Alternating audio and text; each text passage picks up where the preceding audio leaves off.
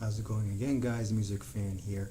We're going to go through a quick track by track review of U2's album October. So let's not waste any time because I'm starting to run out of breath. Anyway, let's go straight to the first track, Gloria. I love this song. I really, really do. This track really is one of U2's best ever songs. I love the way this song starts off with like Bono just singing so gloriously, like Gloria.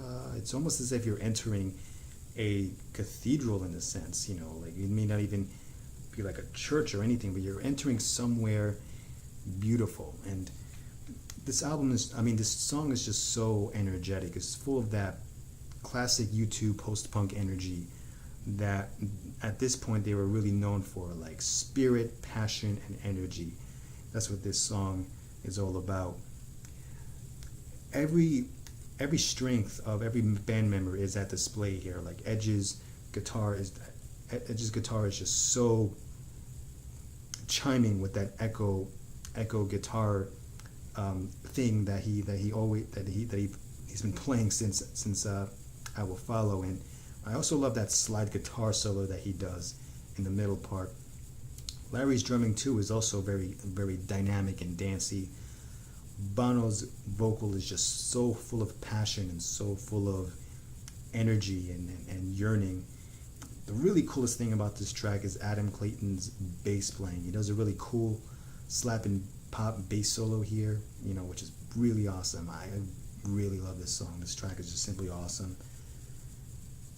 I Fall Down. I love the piano intro to this song. It's just sounds so nice, and it just sounds so melodious, and it sounds so gorgeous the way this piano goes into I Fall Down. And I love the melody of this track. I really do. It's very melodic, and it just has this very sharp melody that accompanies this track. And this is an awesome track. I love it. I Threw a Brick Through a Window. This track really displays Larry Mullen Jr.'s drumming, although if I did my research correctly, it was really Edge who did it. Like really, the guitar player making that drum noise. I don't know what he did. Maybe he raised the reverb or something, but he made Larry Mullen Jr. sound awesome. And either way, Larry made the drums. So this track is really awesome. Lyrically, it speaks about Christian brotherhood and Christian comradeship. Rejoice. Enough said. Like this track is really.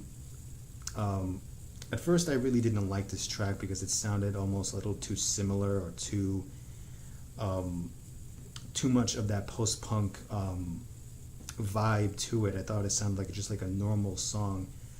But then over the years, the song has really grown on me. I really grown to really like this song, and Edge has a really dynamic guitar playing here, and Bono really hits a really high vocal note on this near the end of this song, and this is really awesome. Fire, also another track I didn't really like before, but like Rejoice, I've really grown to love this track. I mean, this really has Edge's guitar playing, his echo guitar playing, which is really at full display here, that creates a really dancey vibe, a really dynamic energy to it, and it's pretty cool. Tomorrow, probably the most emotional track off this album. Like lyrically, it is a unconscious recollection of the funeral of Bono's mother, Iris Hewson, who passed away when Bono was 14 years old. It's probably the most emotional track off this whole album. Like this song really starts off with like I'm sorry, I can't say the name of the instrument, but it's the Irish flute that you use to play with bagpipes behind you.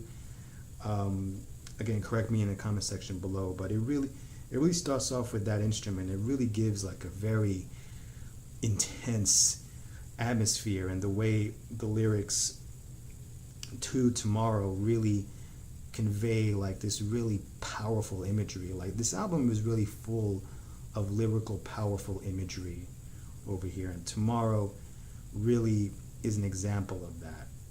And it's a song I think that's dedicated to both his mother and also Jesus Christ, which is a personal influence on Bono. October, the title track. Oh my gosh, this song is just amazingly beautiful. I really love the gorgeous pianos the gorgeous piano notes that Edge plays on this track. Is just super, super gorgeous.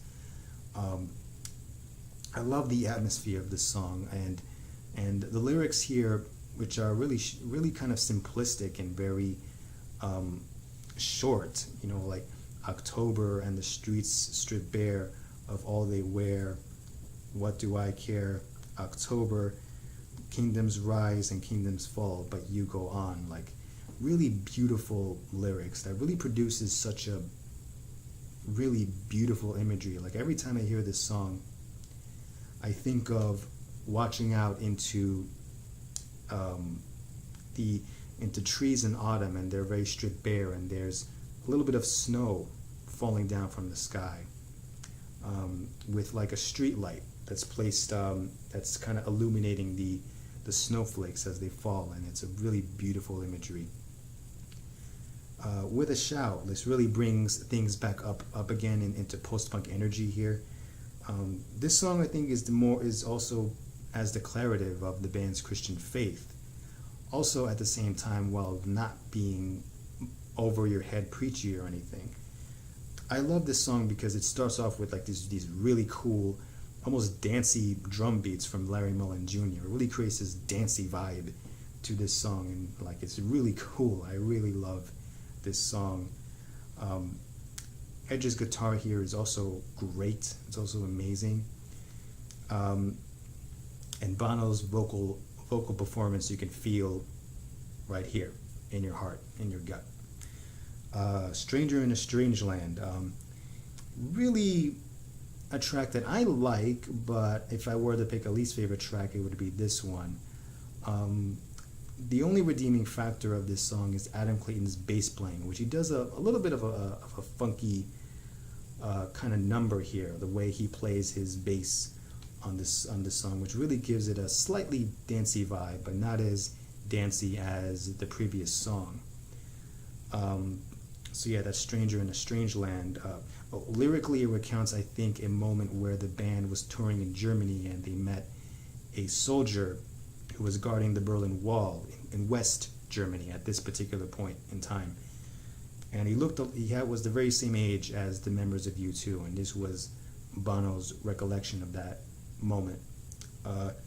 Scarlet is a really beautiful song. Every time this song comes on, I always think of myself in this beautiful cathedral, like sunlight pouring from the windows inside, and Bono is just singing with the utmost passion, Rejoice. And it's like the way he sings it is just so powerful.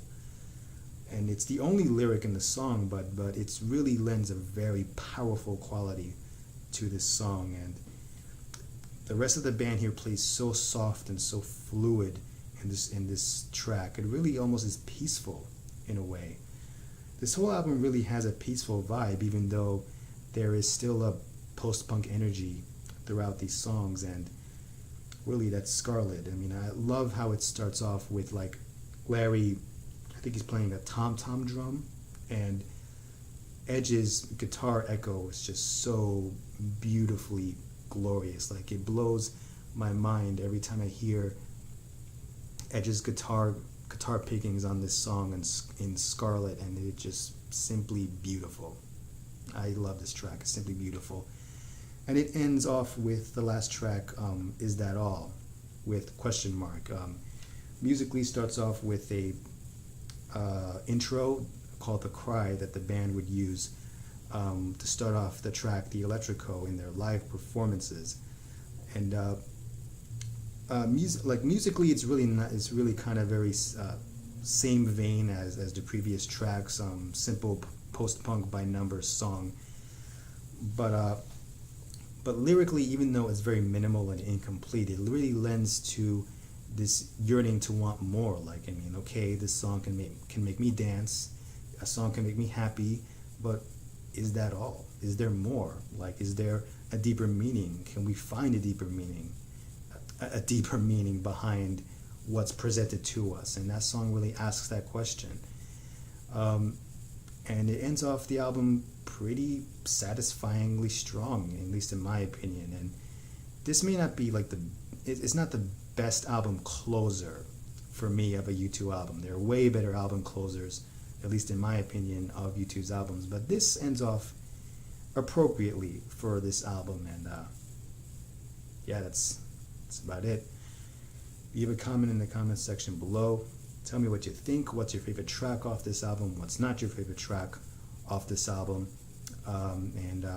Yeah, see you guys later. Mr. Music Fan, take care.